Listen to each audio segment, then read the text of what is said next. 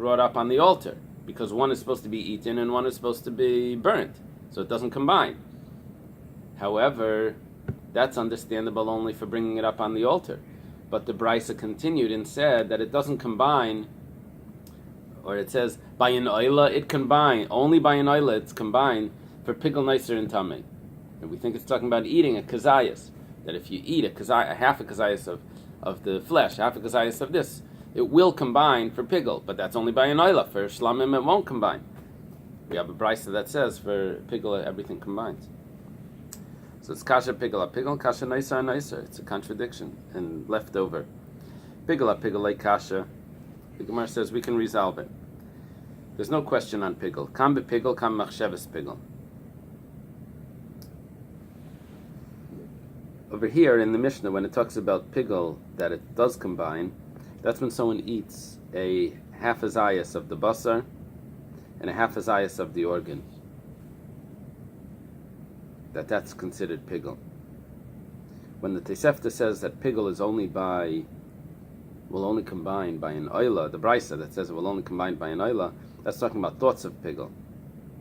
So, for example, a person slaughters the sacrifice, and he has intention to bring half an olive size of the flesh and half an olive size of the organs on the altar. That will combine for an oila, because they're both meant to be brought on the altar. But if he does that for shlamim, where half an olive size of the flesh is not meant to be brought on the altar, it's meant to be eaten by the owners, then that thought doesn't combine with the half. So you're saying that he's thinking when he's doing the shlamim that it's going to be an oila, that it's going to be burnt instead of eaten? No, he's thinking of offering half the olive size of this shlamim out of the allotted time for shlamim on the altar, which it wasn't meant to be on the altar anyway. So therefore it doesn't combine with other things that were meant to be on the altar. We're not talking about eating it. Eating it, if it's pigel already, if the sacrifice is pigel, then whatever you eat from the pigel, from the sacrifice, the whole sacrifice becomes pigel, however it's done. Whatever you eat from it, if it's edible, combines to a kazayas of pigel. That's not the problem. The problem here is that where do we see a difference between a shlamim and an oila? That's in the thoughts of pigel, when the pigel is being created. Because by an oila it will be created by half a kazayas of the flesh and half a kazayas of the organs, but that won't work to create pigel by a shlamim, because the flesh is meant to be eaten and the organs are meant to be burnt. Okay, so we've resolved the contradiction between the Mishnah and the Brisa. Now we're 4 lines from the bottom. Yes. Noisar leikasha. The leftover of a shlamim is also not a question on the leftover of a shlamim, that we're saying that it does combine or it doesn't combine. Kan b'noisar. Here it's where it's regularly left over, where it's just left over too long, where that applies whether it's a oila or a shlamim, and it will combine from the organs to the flesh. Kan b'sheni toisar actually nisra kadam. Here, where we say that only by an oila it combines, but not by a shlamim, that's talking about where you left the flesh and the organs before the blood was sprinkled.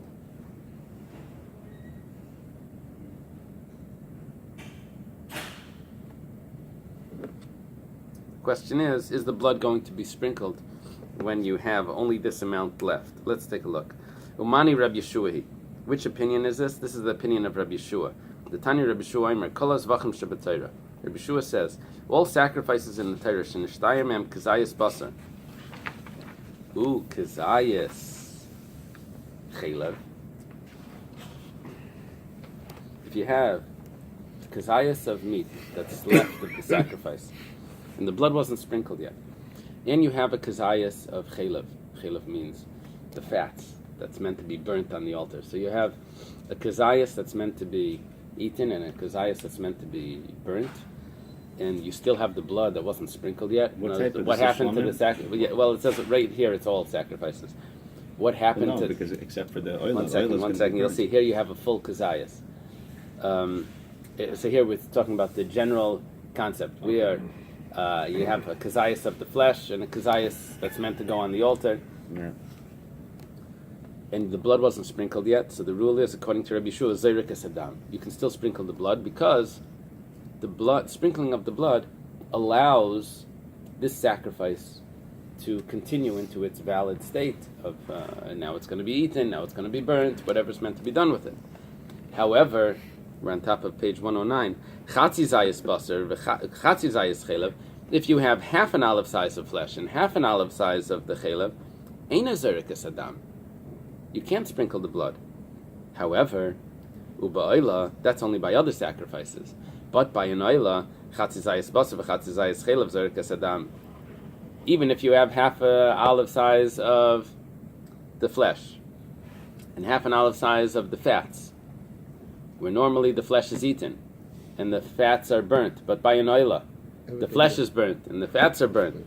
So then a half a zayas of each, zayrik es adam, itnei shekula kolil, because it's entirely burnt.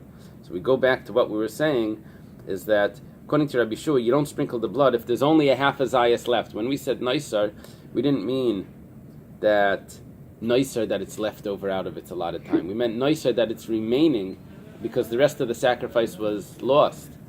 So then you still continue on. If it's a half a zayas of each by an oila, you'll continue on to sprinkle the blood.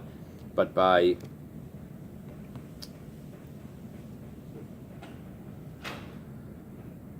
a shlamim not. Now what comes out of that is that because this would be considered a valid sacrifice, you sprinkle the blood for half a zayas and a half a zayas by an oila, so then if they are left over too long, then that would be noisar. So the term noisar would be used for this half a zayas and half a zayas after the time that you were allowed to eat them, because it was considered a valid sacrifice. But on a shlamim, where you wouldn't be allowed to sprinkle the blood because it's a half a zayas of eaten, half a zayas of that, then this would not be considered noisar. It wouldn't be considered a valid sacrifice. Noisar would be, after it's valid, you had a certain amount of time to eat it, and you didn't, and you left it over. So by an oila, it would be noisar, by a shlamim not. Umincha afilu kula kayemes lo yizrik. The Brisa continues, and it says a mincha, even if it's entirely there, you don't sprinkle the blood. The Gemara says, mincha maya vidite. What blood do you sprinkle for a mincha? It's made out of flour. Amar of Papa minchas nesachim abayim zevach. We're talking about the mincha that comes along with the sacrifice, the flour and oil. And if the sacrifice is lost, the blood is there, but everything is lost. The mincha is there. Should you sprinkle the blood to allow the mincha to be eaten? To validate the mincha? It says no. You need to have the sacrifice itself there to sprinkle the blood. How much of the sacrifice? At least the kazayas of each section. What the part that's eaten and the kazayas of a part that's, right? Okay. Let's learn the Mishnah. A new Mishnah. Hakaimetz. Someone that does the scoop on the mincha with his 3 fingers. V'halavayna. And the frankincense that comes along with the mincha, which is burnt. V'hakatayres. The ketayres, which is brought every morning and afternoon. U'minchas kayanim. Every time a kayan brings a mincha, it doesn't get eaten. It's totally burnt. They have to ask the person that's bringing it. You're a kayan? Okay, we burn it. Not a kayan, they burn the kaimetz, and the rest of the mincha gets eaten. If he's a kayan, it gets burned. That's what it says in the pasuk. Minchas kayan mashiach. The kayan gadol brings a mincha every day, half in the morning, half in the afternoon. Minchas nesachim. The mincha that comes along with the sacrifice. So there's 2 types of minchas. There's the flour, but there's also libation. There's also that's the nesachim is the libation. Minchas Nesachim. Minchas Nesachim is the flour that comes along with the sacrifice. There are two types of minchas. One mincha is a donation, and one mincha is when you bring a sacrifice, you have to bring flour along. It's like a second. What's that called? Minchas Nesachim.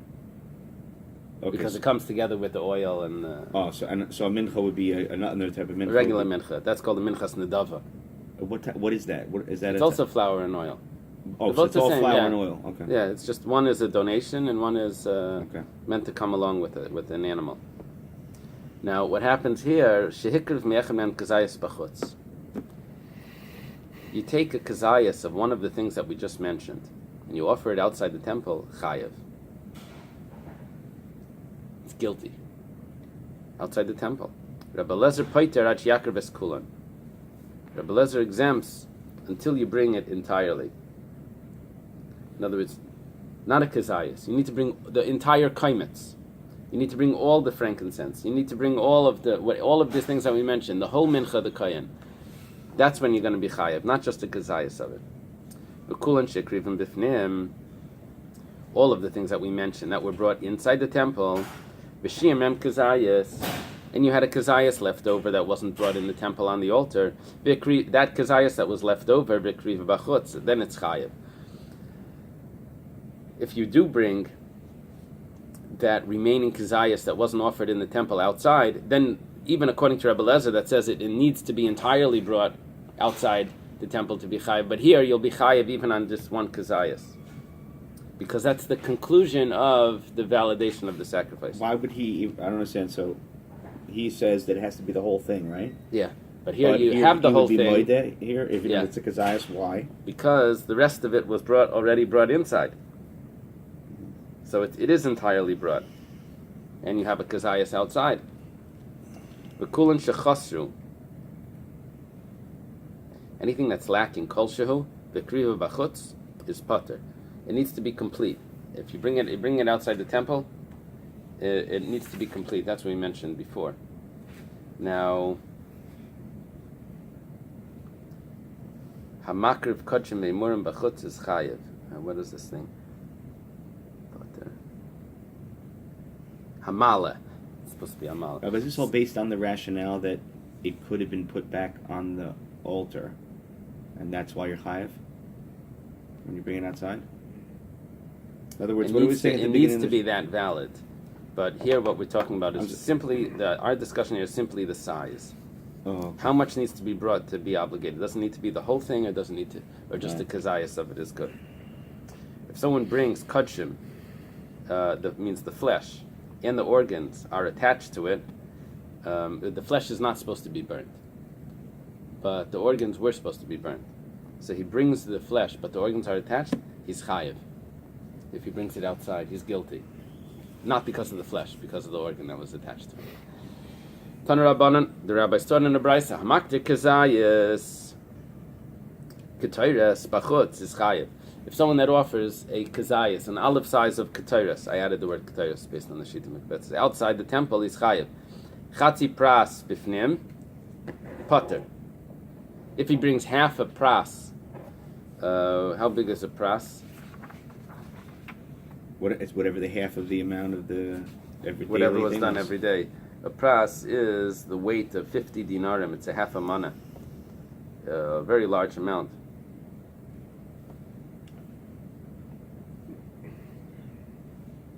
Okay, he brings half a pras, it's which is larger than a kazayas. Inside, he's exempt. Now, what does it mean exempt? What we wanted to say is that he wasn't yaitze. Inside is where it belongs. So the Gemara says, "Kasal kadaitach my pater." What does it mean he's exempt? Pater zar means if a non-kayan brought it, then because he didn't bring enough, it's not considered. He's not considered guilty because he didn't do the full service. A non-kayan would only be guilty for bringing all the ketairos, not for half a pras of ketairos. The Gemara asks, "Amai, why is he exempt haktarahi?" That's considered a service. Yeah, but he's a non-kohen, right? Right. Why is he exempt if he's a non-kohen? Right. No, wait. No. If he's a non-kohen, he should be putter because. So what is exam? No, in other words, because We have two cases. Uzar, We have two cases. One guy brings a half a zayas outside the temple, a kohen or whatever. It doesn't matter who he is. He's chayiv because he brought a kazayas of ketores. Another guy who's not a kohen in the temple brings a half a pras of ketores. We say he's exempt because he didn't bring enough. He is non-kohen. Non-kohen. He didn't bring enough. The Gemara says, why didn't he bring enough? Outside the temple, that would have been enough to make him guilty. That he offered it outside. In the temple, a non-kohen... I don't understand. This is a non-kohen offering keteris, so he should be putter because he's not non-kohen. He's not allowed to. He should be guilty. A non-kohen is not... I'm guilty for what? See, that's what I'm for getting. offering, Okay. we have two separate cases. I'm getting confused. Okay. We have two separate cases. The common factor of the two cases is that In other words, the size... I'm thinking if he's a non-kohen, why is he chayev for something that he shouldn't have to do anyway? No, chayev as in guilty, not obligated. Chayev is guilty. Okay. So the question is, if outside the temple he would be guilty, so inside the temple he should be guilty also if he's a non-kohen. The size seems to be enough. Amar Rab Zera, Amar Chisda, Rab Yirmiyah, Bar Abba, Amar Rav. My pater. What does it mean, pater? Doesn't mean that he's exempt and he's a non-kohen. What it means is pater tzibur. That means the congregation is exempt from its obligation. That just the kazayas was enough. Pater tzibur, he's exempt means the congregation is exempt. We didn't understand the case. It just said exempt. We thought it meant, he wasn't a kohen. He's exempt from doing something he wasn't supposed to do. He's exempt from guilt. We said, no, that's not what it means. It means that the community fulfilled their obligation. Amar Rab Zera says, okay, you have that worked out. However, ikashali, if I do have a question here, hakashali, this would be my question. Hadam Rav Allah. Rav made a statement about this brisa. It says, Afilu Rabbi Lezer moida. In this case, Rabbi Lezer would agree. Rabbi Lezer says you need to bring everything in order to be guilty. And here, Rabbi Lezer would agree that a zayas itself would be enough.